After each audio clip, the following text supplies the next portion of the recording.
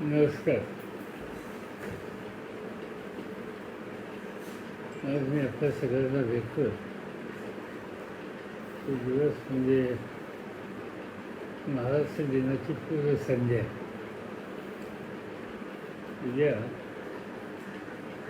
1 मे आणि 1 मे हा जागतिक कामगार दिवस संपूर्ण विश्वामध्ये कष्ट करणाऱ्या माणसांच्या संबंधीचा सन्मान आणि स्मरण करण्याच्या संदर्भाचा हा दिवस.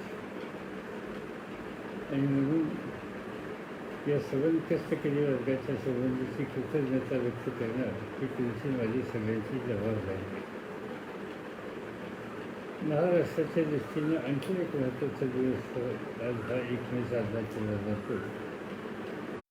तो म्हणजे 1 मे 1960 रोजी अनेक वर्ष महाराष्ट्राची मराठी भाषिकांचं राज्य व्हावं अशा प्रकारची जी अपेक्षा होती तिची बऱ्याच अंशी पूर्तता झालेला तो दिवस. आणि 1 मे 1960 या दिवशी त्यावेळचे देशाचे प्रधानमंत्री पंडित जवाहरलाल नेहरू हे मुंबईत आले आणि त्यावेळचे मुख्यमंत्री यशवंतराव चव्हाण यांच्या उपस्थितीमध्ये नव्या राज्याच्या संबंधीचा निर्णय त्यांनी त्या ठिकाणी घेतला आणि त्या राज्याची सुरुवात 1 मे 1960 झाली. आणि म्हणून हा दिवस आपण महाराष्ट्र दिन म्हणून साजरा करतो. यंदाच्या वर्षी महाराष्ट्राच्या निर्मितीला जवळपास 60 वर्ष पूर्ण होतात. आणि या 60 वर्षांमध्ये अनेक क्षेत्रामध्ये जे काही आपण योगदान दिलं देशासाठी, राज्यासाठी, विविध घटकांच्यासाठी, याची कल्पना आपल्यापैकी प्रत्येकाला आहे. आज एका व्यक्तीचं स्मरण करण्याचा दिवस आहे आणि तो म्हणजे अतिशय सोप्या आणि साध्या भाषेमध्ये आपल्या खंजिरीने ज्यांनी समन्वयाचा, मानवतेचा संदेश सबंध देशभर दिला त्या राष्ट्रसंत तुकडोजी महाराजांची सुद्धा जयंती आहे. आणि मला खात्री आहे की राज्यातल्या अनेक भागामध्ये, शेजारच्या राज्यामध्ये सुद्धा ही जयंती साजरी केली जाते. या सगळ्या पार्श्वभूमीने आपल्याकडे बोलत असताना एका गोष्टीच्यामुळं आपण सगळेजणच अस्वस्थ झालो. आणि त्याचं महत्त्वाचं कारण आपण आज या देशातल्या रसिकांना सतत त्यांचं समाधान करण्याच्यासाठी ज्यांनी आपलं आयुष्य दिलं, आपल्या कलेच्या दर्शनानं जे कलावंत लोकांच्यापर्यंत सर्वत्र पोचले असे 2 महान कलावंत आज आपल्यामध्ये नाहीत. आणि एक इरफान खान की ज्यांनी आपलं आयुष्य कलेच्या क्षेत्रात दिलं आणि या कलेच्या माध्यमातून त्यांनी लोकांना संबोधित करण्याच्या संबंधीचं सुद्धा काम केलं. आज ते आपल्यामध्ये नाही. आणि त्याचबरोबर कपूर कुटुंबीय आणि या देशाचा प्रत्येक रसिक यांचं एक आगळं वेगळं अशा प्रकारचं नातं काही पिढ्यांचं यशस्वी झालेलं आहे. मग ते पृथ्वीराज कपूर असतील, राज कपूर असतील, या सर्वांची कला ही महाराष्ट्रामध्येच नव्हे, देशामध्येच नव्हे, तर देशाच्या बाहेरसुद्धा अनेक राष्ट्राच्यामध्ये जाऊन पोचली आणि त्याच्यामध्ये त्यांचा सन्मान हा होत असेल. आज याच मालिकेतलं एक महान कलावंत ऋषी कपूर यांचं निधन झालं आज सकाळी आणि ते आपल्यामध्ये आज राहिलेले नाही. आणि म्हणून ज्या कुटुंबियांनी संबंध रसिकांना सातत्याने संतुष्ट ठेवण्याच्या संबंधीचं काम केलं. आज असे 2 महान कलाकार आपल्यामध्ये नाही आहेत. त्यांचं स्मरण करणं, त्यांना श्रद्धांजली अर्पण करणं ही आपल्या सगळ्यांची जबाबदारी आहे. आणि म्हणून आपल्याशी बोलण्याची सुरुवात मी या दोघांच्याबद्दल एक प्रकारची श्रद्धांजली आणि कृतज्ञता व्यक्त करून करतो. सगळ्या जगामध्ये करोनाचं संकट हे किती मोठं आहे हे सांगण्याची आता आवश्यकता नाही. दिवसेंदिवस भारताच्या बाहेरची आपण आकडेवारी बघितली तर पाश्चिमात्य देशांच्यामध्ये करोनाच्या संबंधीचा प्रसार तर अधिक आहेच, पण त्याला बळी पडणाऱ्या लोकांची संख्या ही अधिक वाढलेली दिसते. दुर्दैवानं भारतामध्ये सुद्धा करोनाचा प्रादुर्भाव झालेला आहे. त्याची जबरदस्त किंमत आपल्याला सुद्धा सर्व दृष्टीने द्यावी लागते. भारताच्या बाहेर आपण बघतो जे पाश्चिमात्य देश आहेत, जे आर्थिकदृष्ट्या अत्यंत सबल आहेत, विज्ञानाच्या आणि संशोधनाच्या क्षेत्रामध्ये ज्यांनी फार मोठं काम केलेलं आहे, या देशामध्ये मग ते अमेरिका असेल, ते इंग्लंड असेल, ते स्पेन असेल, ते इटली असेल, ते जर्मनी असेल, या सगळ्या देशाच्यामध्ये जो प्रादुर्भाव झालेला आहे करोनाचा आणि त्याला सामोरं जाण्याच्यासाठी जे प्रयत्न चालू झाले त्याच्यामध्ये भारताच्या मानानं तुलनात्मक यश तिकडे कमी मिळतं आहे आणि मृत्यूमुखी पडलेल्या लोकांची संख्या टक्केवारीमध्ये ती अधिक आहे.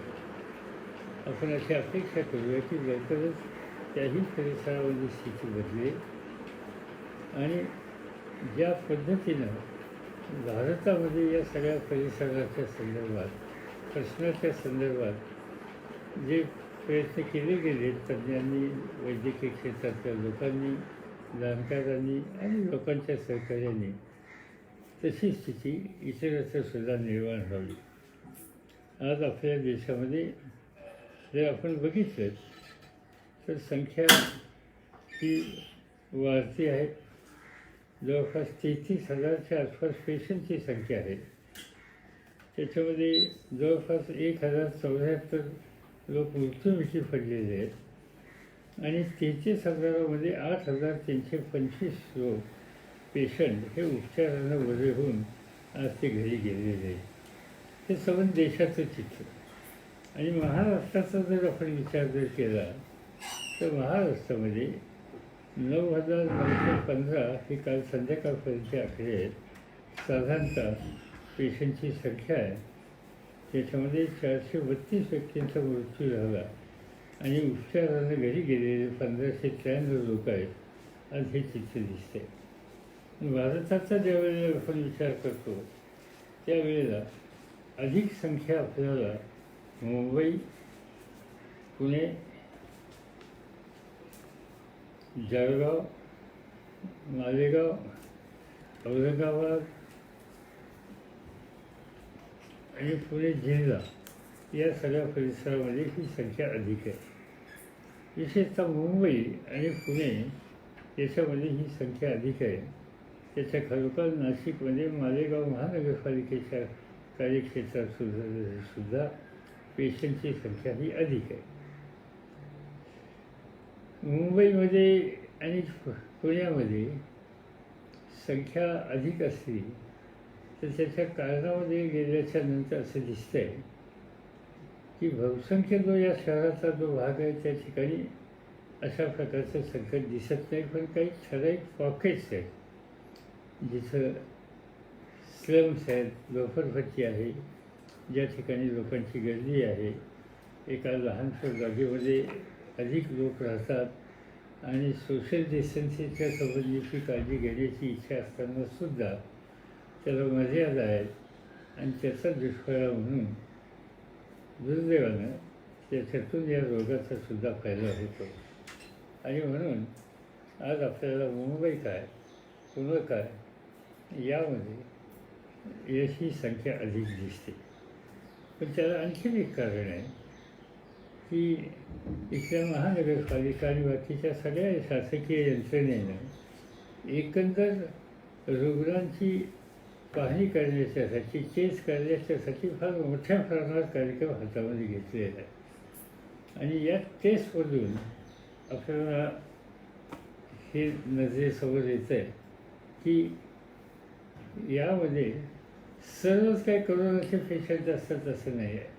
80% पेक्षा सुद्धा अधिक अन्य रोगानं ग्रासलेले, कोणाला सर्दी झाली, कोणाला फरसं झालं, कोणाला ताप झालेला आहे, पण कोरोनाशी संबंधित नाही असे आहेत आणि त्यामुळे ही संख्या अधिक दिसते. आणि त्यामुळे या सगळ्या परिसरामध्ये या ज्या आपल्या यंत्रणा आहेत त्या यंत्रणा अतिशय कष्टानं त्या यंत्रणेचे सगळे घटक मनापासून त्या ठिकाणी काम करत आहेत. आणि त्याचा परिणाम हा मला खात्री आहे की आपल्या सगळ्यांना ही दिसायला काही कुठल्या प्रकारची अडचण येणार नाही. आता एकंदर या सगळ्या परिसराचा प्रश्नाच्या काही परिणाम झालेले आहेत, त्या परिणामाच्याबद्दलचा विचार हा आपल्याला करावा लागणार आहे. काय परिणाम झाले त्याचा विचार ज्यावेळेला आपण करू त्यावेळेला अनेक गोष्टी आपल्याला दिसतात. एक असं आहे की एकंदर आरोग्याच्या दृष्टीनं जी काही खबरदारी घ्यायची तर ती खबरदारी आपण घेतोच आहोत आणि घ्यायला पाहिजे, घेणार आहे. आणि याच्यामध्ये वैद्यकीय क्षेत्रातले लोक खूप प्रयत्न करत आहेत, कष्ट करत आहेत, धोका पत्करून सुद्धा ते याच्यामध्ये सगळेजण सहभागी झाले आहेत. ते डॉक्टर्स असतील, नर्सेस असतील, पॅरामेडिकल जो स्टाफ असेल, त्यांचा सपोर्टिंग स्टाफ असेल, याबरोबरच कायदा आणि सुव्यवस्था ठेवण्याच्या संबंधीची जबाबदारी असलेला पोलीस घटक हाही याच्यामध्ये अतिशय प्रयत्न करतो आहे, कष्ट घेतो आहे.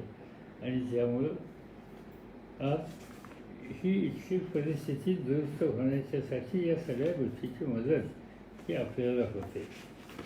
आता असं दिसतं याच्यामध्ये की जी काही पावलं आत्तापर्यंत टाकली गेली राज्य सरकारच्या वतीनं त्या अनेक गोष्टी आपण सांगितल्या. आता उदाहरणार्थ राज्यावर एक अर्थकारणावर राज्याच्या फार परिणाम होणार आहे. आता आजचा 40वा दिवस, हे गेले 40 दिवस सवन बंदच आहे. आता हे बंद असल्याचे काही दुष्परिणाम सवन अर्थकारणावर होतात. कारखाने बंद आहेत, व्यवहार बंद आहेत, व्यापार बंद आहे आणि या सगळ्याच्या लोकांची रोजगार उरलेला आहे. आणि त्यामुळं महाराष्ट्राच्या अर्थकारणावर, शासनाच्या अर्थकारणावर सुद्धा अतिशय विपरीत परिणाम होणार आहे. मी सहजच माहिती घ्यायचा प्रयत्न केला. महाराष्ट्र सरकारचं 2020-21चा जो अर्थसंकल्प होता, बजेट होता, त्याच्यामध्ये एकंदर राज्याचं महसूल उत्पन्न हे 3,47,000 कोटीच्या आसपास जाईल असं चित्र दिसतंय. आणि आज जर सुधारित माहिती घेतली त्याच्यामुळे या महसुलामध्ये तूट पडेल असं स्वच्छ दिसतंय. आणि ती तूट साधारणतः 1,40,000 कोटीची इतकी होईल.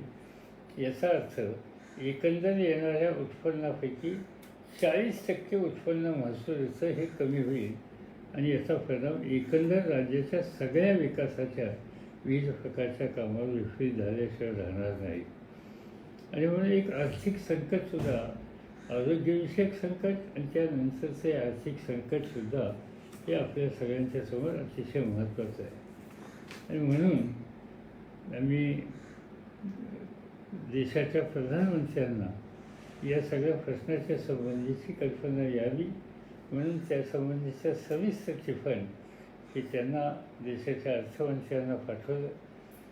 आज हे संकट देशाच्या सगळ्याच भागावर आहे आणि केंद्र सरकार, राज्य सरकार आपण सगळ्यांनी मिळून एकत्र बसून या सगळ्या प्रश्नांच्या संबंधीची काही मार्ग काढण्याची नीती ठरवली तर त्रास होईल, आव्हान आहे, पण आपल्या एकजुटीच्या कामातून याही परिस्थितीची आपण मात करू शकू. आणि म्हणून आपण त्यांच्याकडून या गोष्टीच्या बाबतीत राज्यांना वेगवेगळ्या प्रकारे आर्थिक मदत कशी करता येईल याबद्दलचा प्रस्ताव आपण दिलेला आहे. कारण करोनासारखं महामारी या काळात भारत सरकारनंच राज्यांना अधिक शक्ती दिली पाहिजे. राज्य हे फील्डवर कामामध्ये गुंतलेलं आहे. सर्व प्रश्नांच्या सोडवणुकीच्यासाठी, लोकांचे यातना कमी करण्याच्यासाठी राज्याची सगळी यंत्रणा आज कामाला लागलेली आहे. आणि केंद्राची जी यंत्रणा ही जी आहे, ती केंद्राची यंत्रणा ही प्रामुख्यानं रिसोर्सेस कसे उभी करता येतील, त्याचं वाटप कसं करता येईल, जगात कशी या संबंधीची जे काही बदल चालले आहेत, संशोधन चाललेले, त्याची माहिती घेऊन त्याची उपयुक्तता आपल्याकडे कशी करता येईल, या सगळ्या गोष्टीच्यामध्ये आज त्यांच्याकडून अधिक लक्ष देण्याच्या संबंधीची अपेक्षा आणि ते करतात. या सगळ्या गोष्टीचा परिणाम एकंदर राज्याच्या शेतीवर सुद्धा होण्याची शक्यता आहे. शक्यता म्हणजे झालाच आहे तर प्रत्यक्षपणानं. आणि त्यामुळं त्याही क्षेत्राच्या बाबतीत काही विचार करावा लागेल. उदाहरणार्थ शेतीच्यासाठी, पिकाच्यासाठी घेतलेलं जे कर्ज असेल, त्या कृषी कर्जाची पुनर्रचना केलं पाहिजे. अल्पमुदतीचं जे कर्ज असेल ते मध्यम आणि दीर्घ मुदतीमध्ये रूपांतरित केलं पाहिजे. कर्जफेडीचे जे हप्ते आहेत ते हप्ते लांबवले पाहिजेत. आणि व्याज दरामध्ये सुद्धा सवलत त्याच्यामध्ये दिली पाहिजे. त्याबरोबर पीक कर्ज जे दिलं जातं, त्या पीक कर्जाचा व्याजाचा दर हा खरं म्हणजे तर शून्यावर आणला पाहिजे. आणि तसा त्याचं जे परत करण्याच्या संबंधीचा कालावधी आहे तो 30 जून 2020 किंवा कदाचित त्याही पुढं हा ढकलावा लागेल. आणि त्या संबंधीचा निर्णय हा घेण्याची अत्यंत गरज आहे. असेच निर्णय हे उद्योगाच्या संबंधी, व्यापाराच्या संबंधी सुद्धा आर्थिक क्षेत्रात घेण्याची अत्यंत आवश्यकता आहे. आणि म्हणून शेती, उद्योग, व्यापार या सगळ्या क्षेत्रामध्ये आज त्यांचं अर्थकारण सावरण्याच्यासाठी रिझर्व्ह बँकेच्याकडनं जे पावलं टाकली जात आहेत त्याच्यात आणखीन वाढ केली पाहिजे. आणि खऱ्या अर्थानं त्यांनी मार्गदर्शन करू नये, त्यांनी आदेश द्यावा. आणि तो आदेश जिल्हा आणि अन्य बँकांना हा पाळावाच लागेल अशा प्रकारची सूचना करावी. तर खऱ्या अर्थानं संकटग्रस्त लोकांना त्याची मदत होईल. दुसरा एक अतिशय महत्त्वाचा प्रश्न म्हणजे बेरोजगारीचा. मला सगळ्यात काळजीची वाटते की हे सगळ्यातून आपण बाहेर पडल्याच्या नंतर अक्षरशः हजारो लोक नोकरीला मुकतील असे दिसते. आज अनेकांच्या नोकऱ्या जातात, कारखाने बंद पडलेले आहेत, त्यांचं अर्थकारण बिघडलेलं आहे.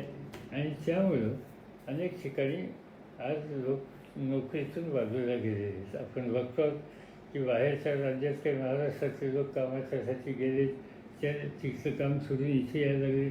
या राज्यात बाहेरच्या राज्यातले लोक काम करतात, ते इथलं काम सोडून तिकडे गेलेले आहेत. आणि या सगळ्या गोष्टीच्यामुळे एका बाजूनं बेरोजगारी, दुसऱ्या बाजूनं उद्देशाला या महामारीतनं बाहेर पडल्याच्या नंतर पुन्हा एकदा व्यवसाय सुरू करण्याच्यासाठी जे मनुष्यबळ लागेल, कदाचित त्याच्या उपलब्धतेच्या संबंधीचा सुद्धा हा प्रश्न हा होण्याची शक्यता नाकारता येत नाही. त्याचा विचार आपण सगळ्यांनी केला पाहिजे.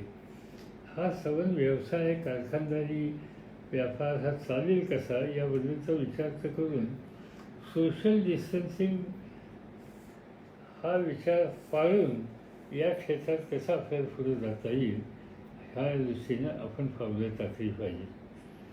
याशिवाय इतर बरेच घटक आहेत असे की ज्या घटकांच्या संदर्भात आपल्याला हा विचार करावा लागेल. आता उदाहरणार्थ एक सगळ्यात महत्त्वाचा प्रश्न म्हणजे या सगळ्या काळामध्ये सर्वसामान्य लोकांना अन्नधान्य उपलब्ध करून देण्याच्याबद्दलचा हा प्रश्न.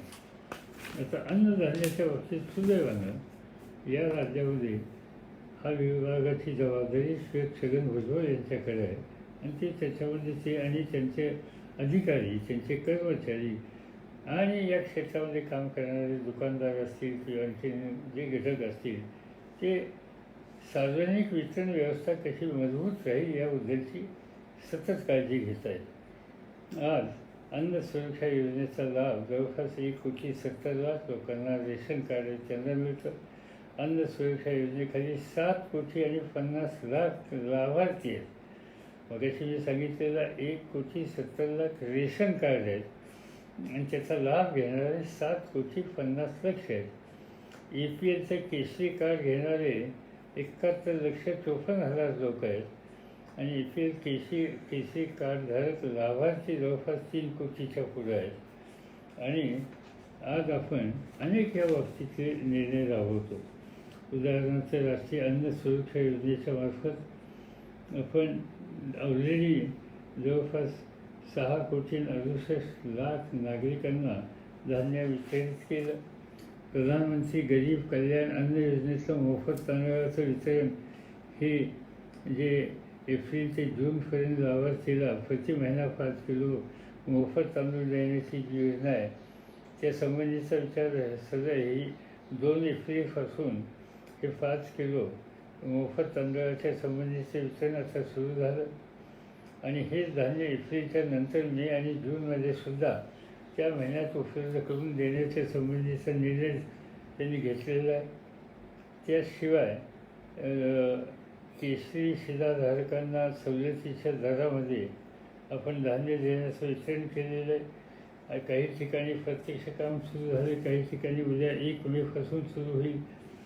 EPL केसरीधारक जे शिधापत्रिकाधारक आहेत त्यांना 8 रुपये किलो गहू आणि 12 रुपये किलो तांदूळ या दरानं प्रति व्यक्ती 3 किलो गहू आणि 2 किलो तांदूळ याप्रमाणे 5 किलो अन्नधान्य मे आणि जून 2 महिन्यामध्ये वितरित करण्यात येणार आहे. असे अनेक कार्यक्रम आज अन्नधान्य विभागाच्या वतीने सुद्धा घेतलेले आहेत आणि त्याची अंमलबजावणी करण्याच्याबद्दलचा प्रयत्न हा सुरू आहे. याशिवाय आपल्याला आणखीन असंही बघायला मिळते की अनेक संस्था संघटना या सगळ्या कामामध्ये मदत करत आहेत. उदाहरणार्थ राष्ट्रवादी काँग्रेसाच वैद्यकीय सेल सबल राज्यामध्ये वैद्यकीय क्षेत्रातल्या डॉक्टरांची एक अतिशय मोठी संघटना या पक्षाकडे आहे. आणि इथं पक्षीय प्रकारचा विचार न करता रुग्णसेवा या दृष्टीनं त्यांनी याच्यामध्ये लक्ष घातलं. आता एक फार मोठा कार्यक्रम त्यांनी घेतला की हे सगळे डॉक्टर नर्सेस वगैरे या रुग्णांना हाताळण्याच्यासाठी त्यांच्या मनावर एक दडपण असतं आणि ते जावं म्हणून एक त्यांना फेस किट शील्ड दिल्या, फेस शील्डचं किट तयार केलेत आणि ते आपण दिलेत. अक्षरशः हजारो डॉक्टरना हे फेस शील्ड किट ठिकठिकाणी देण्याच्या संबंधीचा कार्यक्रम घेतलेला आहे. डॉक्टर काळे या विभागाचं काम बघणारे आणि त्यांचे सगळे सहकारी या क्षेत्रामध्ये अहोरात्र काम करत आहेत. आणि त्या वैद्यकीय क्षेत्रातल्या लोकांचं काम करत असताना त्यांना करोनाची बाधा होऊ नये म्हणून जी काही खबरदारी घ्यायची ती घेण्याच्यासाठी त्यांनी त्यांना हातभार लावलेला आहे. त्याशिवाय काही इतर क्षेत्रातले लोक आहेत. उदाहरणार्थ महाराष्ट्रामध्ये लोककला या क्षेत्रात काम करणारे हजारो कलावंत आहेत, गरीब लोक आहेत, विविध समाजातले आहेत. आता या लोकांनासुद्धा काही आर्थिक मदत करण्याच्या संबंधीची भूमिका राष्ट्रवादी वेलफेअर ट्रस्टच्या वतीनं त्या लोकांची माहिती घेऊन त्यांच्या संघटने करून त्यांच्या खात्याची माहिती घेऊन त्यांच्या खात्यामध्ये काही थोडी रक्कम ही भरण्याच्याबद्दलचा सुद्धा निर्णय घेतला आणि त्याची अंमलबजावणी ही ठिकठिकाणी चालू आहे. आणि मला आनंद एका गोष्टीचा आहे की आज महाराष्ट्रामध्ये देशामध्ये अनेक NGOज या क्षेत्रामध्ये काम करतात. कोणी धान्य देत आहे, कोणी वैद्यकीय सेवा देत आहे, कोणी अन्य प्रकारची मदत करत आहे. जे लोक बाहेरच्या राज्यात फसलेले त्यांना आणण्याच्यासाठी प्रयत्न करत आहेत. आता तो एक मोठा प्रश्न होता. काल केंद्र सरकारने आपल्या महाराष्ट्रातले अनेक ठिकाणी विद्यार्थी महाराष्ट्राच्या बाहेर शिकायला गेले. कोणी पंजाबमध्ये आहे, कोणी कलकत्त्यामध्ये आहे, अनेक ठिकाणी भारताच्या बाहेरसुद्धा आहे. आता या सगळ्यांच्या संबंधी त्यांना आणणं कसं, काही लोक तीर्थयात्रेला गेलेले आहेत त्यांचाही काही प्रश्न आहे. आता या लोकांना परत आणण्याच्यासाठी कशी मदत करता येईल याचा विचार हा केलेला आहे. आणि प्रामुख्यानं मायग्रंट वर्कर ह्या पिलग्रीम म्हणजे वेगवेगळ्या देवधर्म याच्या दर्शनासाठी बाहेर गेलेले लोक, त्याच्याशिवाय टुरिस्ट प्रवासी, विद्यार्थी असा एक मोठा वर्ग आहे की तो लॉकडाऊनच्यामुळं कुठं ना कुठे अडकलेला आहे, सापडलेला आहे. आणि आता त्यांना यायला अनेक अडचणी आहेत. आणि म्हणून महाराष्ट्र सरकारने यासाठी स्वतंत्र व्यवस्था केली. आणि त्यासाठी एक जे महाराष्ट्राच्या बाहेर अडकलेल्या लोकांना मदत करायला एक मुंबईमध्ये एक कार्यालय उघडलं. त्या कार्यालयाचे प्रमुख अभय यावलकर त्याने संचालक आपत्ती व्यवस्थापन महाराष्ट्र राज्य म्हणून त्या ठिकाणी काम करतात. अभय यावलकर यांचा टेलिफोन नंबर आहे 022 022 2202 7990. पुन्हा मी सांगतो, एरिया कोड 022 आणि मूळ नंबर 2202 7990. दुसरा नंबर एरिया कोड तो 022 आणि जो नंबर आहे तो 2202 3039. हे दोन नंबर आपण त्या ठिकाणी घ्या. त्याशिवाय 98 211 07 565. मी रिपीट करतो, 98 211 07 565. आणखीन एक नंबर आहे 800 79 02 145. 800 79 02 145. या ठिकाणी या नंबरला जर आपण संपर्क साधला आणि आपण कुठं आपले लोक कुठं अडकलेले आहेत, कुठं त्यांच्याशी संपर्क साधता येईल, कोण त्याच्यामध्ये व्यक्ती आहे, या सगळ्या गोष्टीच्या संबंधी तुम्हाला त्यांच्याकडून सहकार्य मिळावं अशी अपेक्षा आहे. अनेक ठिकाणी विद्यार्थी अडकलेत. महाराष्ट्रामध्ये विशेषतः तासगाव, सांगली, मिरज, खटाव, या आटपाडी या भागातले गलई कामगार देशाच्या अनेक भागामध्ये अक्षरशः काही लाख लोक आहेत. आज तेही त्या ठिकाणी अडकले. त्या गलई कामगारांना सुद्धा या नंबरची त्यांनी माहिती घ्यावी आणि तिथं आपल्याला परत येण्याच्यासाठी ज्या काही अडचणी असतील त्या अडचणीच्यामध्ये त्यांच्याकडून सहकार्य मागण्याचा विचार करावा. हे सगळं शासकीय आणि या बाबतीत झालं. आता आपणही काही जबाबदाऱ्या घेतल्या पाहिजेत. मला स्वतःला असं वाटतं की महाराष्ट्रात सहकारी क्षेत्र हे महत्त्वाचं क्षेत्र आहे. अनेक प्रकारची कारखानदारी, कृषी औद्योगिक कारखानदारी महाराष्ट्रात आहे. साखर कारखाने आहेत, सूत गिरण्या आहेत, जिल्हा मध्यवर्ती बँका आहेत, सहकारी संस्था आहेत. या सगळ्या संस्थांनी, क्रेडिट पतपुरवठा संस्था आहेत, या संस्थेने सुद्धा यावेळेला अधिक लक्ष दिलं पाहिजे. त्यांनी आपल्या नफ्यातली काही रक्कम बाजूला करून जो गोरगरीब वर्ग आहे त्यांना धान्य कसं देता येईल या संबंधीचा विचार केला पाहिजे. काही ठिकाणी अन्न शिजवून देतात. मला असं वाटतं की अन्न शिजवून देण्यामध्ये अधिक वेळ घालवण्याच्यापेक्षा अधिक धान्य त्यांच्या हातात दिलेलं, गहू, तांदूळ, डाळी, तेल अशा गोष्टी दिल्या तर त्याची उपयुक्तता ही अधिक होईल. आणि म्हणजे या सहकारी संस्थांनी त्या संबंधीची भूमिका ही आपल्या हातात जबाबदारी घ्यावी.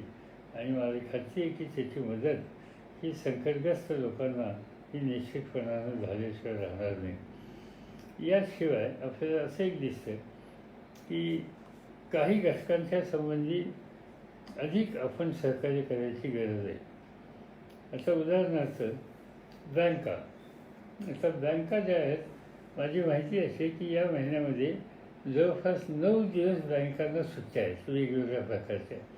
आणि त्यामुळं घाईनं सगळ्यांनी बँकामध्ये जाऊन गर्दी करण्याची गरज नाही. 9 दिवस जरी बँका बंद असल्या तर बाकीचे सगळे दिवस बँका उघड्या आहेत. त्या जवळपास 20 ते 21 दिवस आहेत. आणि त्यामुळं जो काही कालावधी बँकेने जाहीर केलेला असेल त्यावेळेला आपण सोशल डिस्टन्सिंगच्या संबंधीच्या सूचना लक्षामध्ये घेऊन आपण त्या ठिकाणी गेलात तर मला असं वाटतं की त्याची मदत बँकांना होईल, तुम्हालाही सगळ्यांना होईल. त्यामुळे त्या ठिकाणी फार गर्दी करण्याच्या उद्देशाने काही आवश्यकता नाही. म्हणजे बँका असतील किंवा भाजी आणि तत्सम फळांचे बाजार असतील किंवा जे काही किराणा दुकानं आणि या सगळ्या ठिकाणी ज्या काही ठराविक वेळा गावागावात शहरामध्ये जाहीर केलेल्या आहेत त्या वेळांच्यामध्ये आपण त्याचा आपला प्रश्न सोडवण्यासाठी त्या सगळ्यांचे सहकार्य हे केलं पाहिजे. मला असं वाटतं की ही शासकीय यंत्रणा मग पोलीस किंवा वैद्यकीय क्षेत्रातली हे तर काम करते, त्यांना तर आपण पूर्णपणानं सहकार्य केलं पाहिजे. कुठं ना कुठेतरी कुठं पोलीस हल्ल्याला झाला, कुठं वैद्यकीय अधिकाऱ्याचा हल्ला झाला, असे बातम्या ऐकायला मिळतात. यांनी वेदना होतात. खरं म्हणजे तर या सगळ्या काळामध्ये स्वतःच्या जीवाचा विचार न करता जो घटक प्रयत्नांची पराकाष्ठा करतो आहे त्याला साथ देऊया आपण. कृपा करून या संबंधीचा संयम हा आपण पाळला पाहिजे आणि यांना सहकार्य हा केला पाहिजे. मला आणखीन एका म्हणजे दुसरी महत्त्वाची गोष्ट आहे की कारखानदारी. महाराष्ट्रात कारखानदारी फार महत्त्वाची आहे. तीही आता तर सुरू होणार आहे आणि विशेषतः 3 तारखेला हा लॉकडाऊन उठवण्याच्या बद्दलचे निर्णय घेतले जातील. ते काय जे निर्णय घेतले जातील ते आपल्याकडे येतील.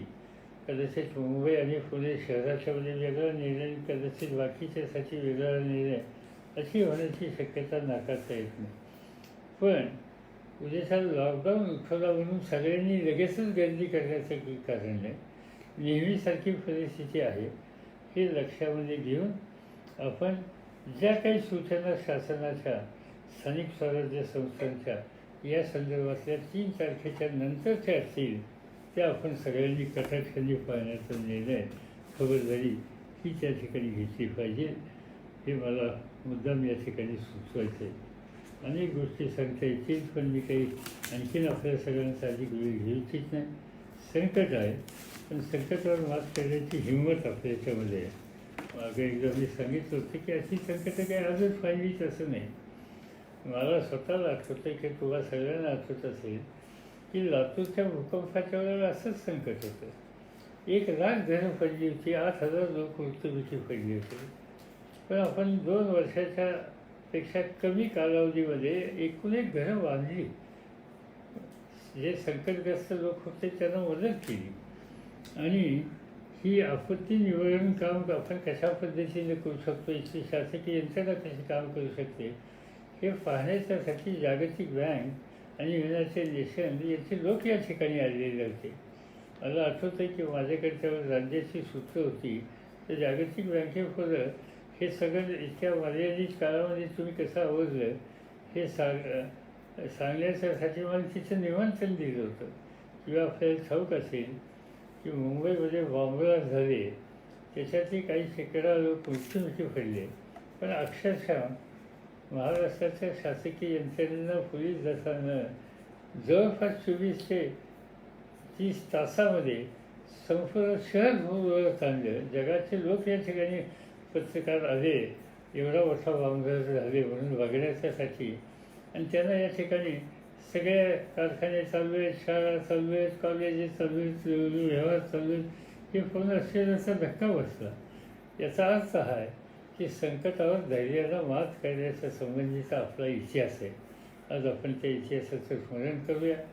आपण महाराष्ट्र दिन साजरा करतो आहे तर महाराष्ट्राचा हा पूर्ण इतिहास याचं आपण स्मरण करून आपण त्या पद्धतीनं कामाला लागूया.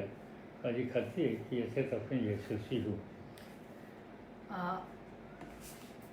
अंगद खरद यांचा मेसेज आहे की लाईट प्रश्न अवघड झाला आहे साहेब. कॅनॉलला पाण्याचं नियोजन आणि लाईट याच्यासाठी काही मार्गदर्शन करू शकतात?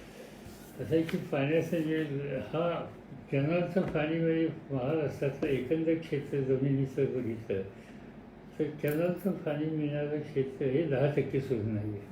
कारण मर्यादित भागामध्ये हे प्रश्न झालेले असतील. मला निश्चित त्या संबंधीची काय त्याची माहिती नाही. पण फार बदलाले खात्याचे असेल आणि त्या विभागाचे प्रमुख जयंतराव पाटील यांच्याशी बोलून संबंध राज्यातल्या कालव्याच्या पाण्याच्या संबंधीची जी नीती आहे त्याची अंमलबजावणी व्यवस्थित होते का नाही ते आम्ही तातडीने त्याच्यामध्ये लक्ष घालू. आणि विजेचा पुरवठा हा होतो आहे त्याच्याबद्दल वाद नाही, पण आणखीन काही कमतरता असली तर त्या विभागाशी बोलणं हे सहज शक्य आहे. समीर लातेंचा प्रश्न आहे की आपले विद्यार्थी जर आपण बोलला तसं परत येतील तर ह्या कालावधीला किती दिवस लागतील ह्या सगळ्यांना, म्हणजे विद्यार्थी तुम्ही म्हणला तसे पिलग्रिम्स टुरिस्ट. मला स्वतःला वाटतं की विद्यार्थी आणि ह्या सगळ्यांना इथे 3-4 दिवसापेक्षा जास्त वेळ लागणार नाही, कारण आज जवळपास 1000च्या पेक्षा जास्त स्टेट ट्रान्सपोर्टच्या बसेस या आपल्या बाहेर पाठवलेल्या आहेत आणि आणखीन पाठवण्याचं काम करतोय आपण. त्या जशा बसेस जातील मागणी होईल त्या पद्धतीनं आपण विद्यार्थ्यांना परत आणण्याच्याबद्दलची काळजी घेतो. पण माझी विनंती एका गोष्टीची, जे पर्यटनाच्यासाठी लोक गेले त्यांच्याकडे त्यांची वाहनंही आहेत, त्यांनी आपल्या वाहनांनी सुद्धा परत याचा विचार करावा.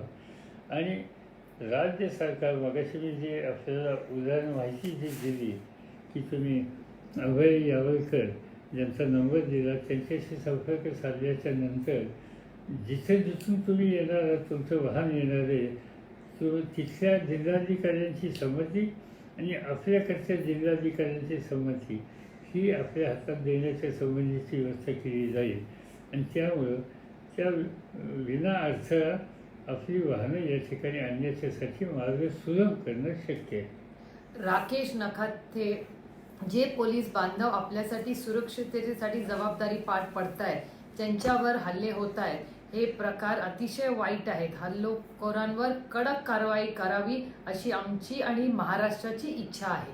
मी त्याच्याच म्हणून जे घडले त्याच्याबद्दलच्या वेदना मी व्यक्त केल्यात, पण त्यावर आता नुसतं समंजसपणा किंवा वेदना व्यक्त करून पुरेसं होणार नाही.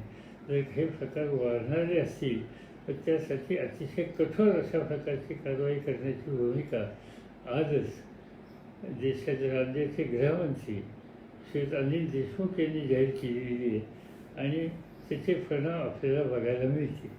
विठ्ठलराव पाटील साहेब, चंदगड तालुक्यात तुम्ही हेलिकॉप्टरनी आला होता असं माझ्या लहानपणी मी पाहिलेलं आहे. आज मी तुमच्याकडे तालुक्याला हॉस्पिटलसाठी तुमच्या हस्ते उद्घाटन प्रसंग अनुभवायला तालुक्यातील जनता वाट पाहत आहे, ही माझी एक इच्छा आहे. ठीक आहे, तर तुमची इच्छा ही आहे, मला माहिती नाही तिथं हॉस्पिटल कुठं आहे. निश्चितपणानं असतील तिथे विधानसभेचे सदस्य श्वेत पाटील त्यांच्याशी संपर्क तुम्ही साधा. काय अडचणी आल्या तर तेही माझ्याशी संपर्क साधतील आणि या बाबतीत जी काही मदत लागेल ती मदत करण्याची भूमिका ही राज्य सरकारला घ्यायला आपण आग्रहाने विनंती करू. चंदगड हा तालुका महाराष्ट्राच्या सीमेवरचा आहे आणि त्यामुळं तो सीमेवरचा तालुका दुर्लक्षित करून चालणार नाही. श्रीकांत मानेंचा आहे, कष्टकरी कामगार 20 मार्चपासून कंपन्या बंद असल्याने तो अडचणीत आहे. त्यांना परवानगी द्यायचं तुम्ही बोलला आहे, पण त्यांची तपासणी करून त्यांना होम क्वारंटीन करावं. त्यांची सूचना आहे की जे प्रशासन मोठं क्वारंटीन इन्फ्रास्ट्रक्चर करते त्याच्याबद्दल त्यांचा अशी सूचना आहे की होम क्वारंटाईन केलं तर शासनाला दुसरी कामं करता येतील आणि शासनावरचा लोडही कमी होईल. ठीक आहे, आपली सूचना संबंधित त्यांच्याकडे पाठवायची व्यवस्था करू. पण लवकरात लवकर कारखाने सुरू झाले पाहिजेत, लोक कामाला गेले पाहिजेत. आता घरात बसणं बाद झालं, आवश्यकता होती म्हणून दररोज ते आपण पाळलं, पण आता लवकर हे कारखाने सुरू कसे होतील हे बघितलं पाहिजे आणि अर्थव्यवस्था सावरायच्या दृष्टीनं पावलं तातडीने टाकावं. एक चाकणवरून विनंती आहे, बंद असलेली इंडस्ट्री मेंटेनन्ससाठी 2 दिवस सुरू करता येईल का? कागदपत्र ऑफिसमध्ये जाऊन ठेवणे किंवा पगार करणे अशाही काही गोष्टी आहेत, तर ह्याच्यासाठी आम्हाला तुम्ही सुझाव करू शकता का की 2 दिवसासाठी फक्त 10-20% लोक कामावर गेले तरी चालतील, सगळ्यांनी जायची गरज नाही, पण मेंटेनन्स आणि पगार या दोन्ही गोष्टीच्यासाठी सर्वत्र ही कारखानदारी सुरू व्हावी ही सरकारची सगळ्यांचीच इच्छा आहे आणि तशा प्रकारची मागणी आहे. चाकण काय, रांजणगाव काय, हे सगळं औद्योगिक वेल हे लवकर सुरू करण्याच्यासाठी जी आपण सूचना या ठिकाणी केली ती संबंधित विभागाकडे आम्ही पाठवूया आणि हे काम लवकर सुरू होण्याच्यासाठी याची मदत आहे. तुमची सूचना योग्य आहे आणि त्याच्या अंमलबजावणी कशी होईल याची काळजी घेतली जाईल. बाळासाहेब शिंदे, आदरणीय साहेब, विनंती की माथाडी कामगारांची अवस्था बिकट आहे. या काळामध्ये माथाडी कामगारांच्यावरही आपण आधीही नेहमीच आधार दिलेला आहे आणि आमच्या अपेक्षा तुमच्याचकडून आहेत. हो, बरेचसे कामगार हे गावाकडेच गेलेले आहेत. आता एकदा आपण मार्केट नव्या मुंबईचं मार्केट आता सुरू केलं. थोडेच अडचणी आहेत पण ते आपण सुरू केलं आणि तसे आता धान्य बाजारसुद्धा सुरू असं आपण केलं. एक मार्केट या 3-4 दिवसात सुरू करून माथाडी कामगारांना हा मिळेल कसा याची काळजी घ्यायची. कारण गंमत नुसता माथाडी कामगारांचा प्रश्न जसा महत्त्वाचा आहे त्यापेक्षा सामान्य लोकांना ज्या दैनंदिन कुटुंबामध्ये लागणाऱ्या वस्तूंचा पुरवठा ही सुद्धा अत्यंत महत्त्वाची गोष्ट आहे. त्याच्यामध्ये माथाडी कामगारांचं योगदान हे अत्यंत मोलाचं आहे. त्यामुळे त्यासाठी त्यांच्या प्रश्नाची सोडवणूक करणं ही समाजाच्या व्यापक कुटुंबाची सोडवणूक करण्यासारखं आहे आणि म्हणून त्याला नेहमीच आमची मदत राहिली आताही राहील. नामदेव चौधरी, जळगाव, आदरणीय पवारसाहेब, महाराष्ट्र राज्य सरकारने महसूल ज्या उद्योग क्षेत्रातून जास्त प्रमाणाला उपलब्ध होतो तो उद्योग लवकरात लवकर सुरू करावा. त्यापासून सरकारला महसूल मिळेल ज्यामुळे सरकारला काही प्रमाणात मदत होईल. हो, ते खरं आहे. त्याचं एक आखणी आता केलेली आहे आणि त्याबद्दलची माहिती आता लवकरच मिळेल. उद्याच्या 3 तारखेपर्यंत लॉकडाऊनचा कालावधी संपला. आता प्रधानमंत्री पुढे आणखीन काय धोरण जाहीर करतात हे सगळं आपल्या सगळ्यांचं लक्ष आहे. पण मला खात्री आहे की काही ठराविक भाग की ज्या ठिकाणी थोडंसं प्रमाण जास्त आहे तो जर सोडलं तर बाकीच्या ठिकाणी बाकीचे व्यवसाय लवकरात लवकर सुरू करण्याच्या दृष्टीनं पावले टाकली जातील. जिल्हाधिकाऱ्यांना तशा सूचना राज्य प्रमुखांच्याकडून देण्यात आलेल्या आहेत आणि नॉर्मलची ही लवकर कशी येईल याची काळजी घेतली जाईल. सतीश भोसले, सातारा, नमस्कार साहेब. गेले 4 वर्षापासून शेतकऱ्यांना विहिरीवर नवीन लाईट कनेक्शन मिळत नाही. प्रत्येक विहिरीवर नवीन डीपी बसवण्याची सक्ती आता नवीन धोरणाप्रमाणे केली जाते. तर आपण तरी सरकारला सांगून काहीतरी मार्ग काढावा. गेले 4 वर्ष आम्हाला काहीच शेतकऱ्यांना तेव्हा मदत झाली नाही विजेबद्दल. ठीक आहे, असे काही प्रश्न असतात. आज ज्या संकटाला आपण तोंड देतोय त्या संकटाच्या प्रश्नाला पहिल्यांदा आपण हात घालूया आणि त्यानंतर कुठं कोणाला कनेक्शन नाही मिळालं, कुठं कोणाचं काही असा एखादा प्रश्न राहिला या दुरुस्त करता येईल. स्थानिक पातळीच्या लोकांना विश्वासात घेऊन. अजून बरेच क्वेश्चन आहेत पण त्याची उत्तर आपण देऊ शकतो. जवळपास पाऊण तास झाले. मग आता याच्यामध्ये एक गोष्ट मला जरूर सांगायची की हे जे सर्व संकटाला सामोरं जाण्याचं काम होतं आहे याच्यामध्ये मी सांगितलं महाराष्ट्राचे मुख्यमंत्री श्री उद्धव ठाकरे आणि त्यांचं सर्व मंत्रिमंडळ ही प्रयत्नाचं पराकाष्ठा करत आहे. विशेषतः उपमुख्यमंत्री अजित पवार असतील, आरोग्य खात्याची जबाबदारी घेणारे आमचे श्री टोपे असतील, अमित देशमुख असतील, श्री शिंगणे असतील किंवा गृह खात्याची जबाबदारी घेणारे अनिल देशमुख असतील, असे अनेक घटक हे रात्रंदिवस या सगळ्या कामामध्ये लक्ष घालत आहेत आणि त्यांना मदत करण्याच्यासाठी अगदी मुख्य सचिवापासून महानगरपालिकेच्या आयुक्तांच्या बरोबर आणि बाकीच्या सर्व कर्मचाऱ्यांनी जे काही कष्ट घेतले, पोलीस प्रमुख आणि पोलिसांनी जे काही कष्ट घेतले, डॉक्टर नर्सेस यांनी जे काही कष्ट घेतले, जिल्ह्याचे जिल्हाधिकारी, आयुक्त, प्रशासक या सगळ्यांनी जे काही कष्ट घेतले, तर विशेषतः वृत्तपत्र आणि ही लवकर सुरू होती अशी माझी अपेक्षा आहे.